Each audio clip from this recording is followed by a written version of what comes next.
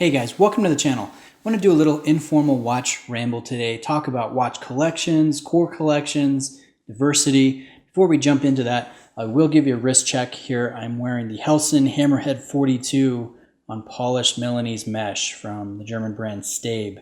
Now, after I did the review on this watch, Helson ended up giving me the review watch, which I think is just so awesome of them. So I want to thank them and also let you guys know that is really cool. Now, today's topic, I want to talk again about collections, core collections, and something called diversification. Now, as crazy watch fans, some of us have this idea that we need to have a well-rounded collection, one of everything, one Japanese, one German, one Swiss watch, one Omega, Rolex, Breitling. We need to have a high-end watch, a dress watch, a chronograph, a diver, a tool watch. We need to have a G-Shock. We need to have a vintage piece. I mean, there's all these different areas of our hobby that we feel we need to sample. Now, that doesn't work for everybody. I think that some people work really well just sticking to their favorites, like divers, or Seikos, or Rolexes, or vintage watches. I think that going for that diversified collection, a little bit of everything, is a logical and an enjoyable way to approach the hobby. So that being said, I've got 3 watches in front of you today. One Omega, one Rolex, and one Seiko. Different price points too. We've got about $500 here on the Seiko, $2,500 on the Omega, and about $8,500 on the Rolex. So a good mix here. And now these 3 watches, they are my most worn watches, and they're probably my favorite watches out of my own collection. I'm always thinking about how to tweak and tinker with my core collection. Aren't we all, right? So I want to talk about today and ask your guys' opinion. Now, the Rolex is going nowhere. That's my core piece. That's going to my daughter one day. That's not going anywhere. And same with the Seiko here. It is just it's too cool for how relatively inexpensive it is to ever move on from that. But that brings us to the Omega. That's what I want to talk about with you today. I probably wear this the most out of all my watches. And as you guys can see, it is just a gorgeous piece. And I think vastly undervalued in today's market. This thing is worth right around $2,500. And for the amount of watch that you get with this thing, definitely undervalued in my eyes. It's a really great watch. So logic dictates that this just should stay. And it can be my one Omega, because I have one Rolex. This could be my one Omega.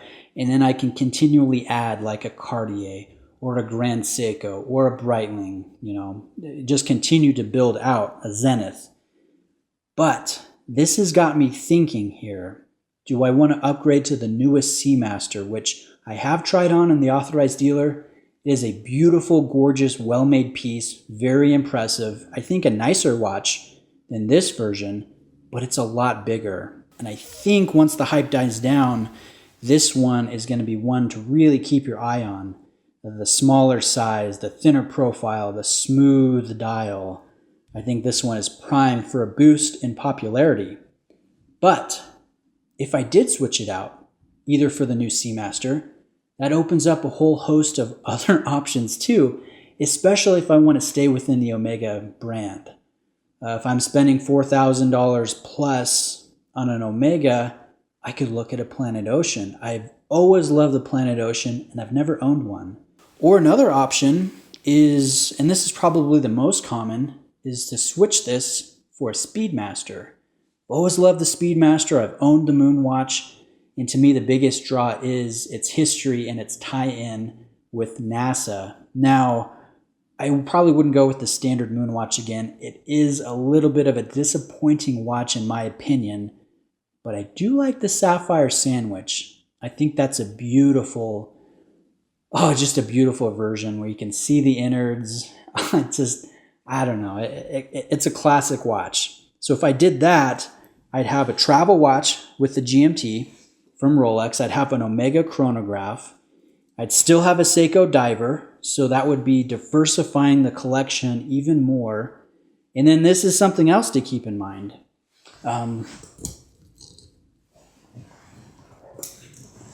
Talk about Seiko real quick.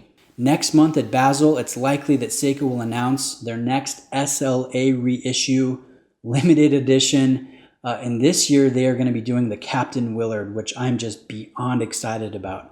That one is my personal favorite Seiko diver of all time.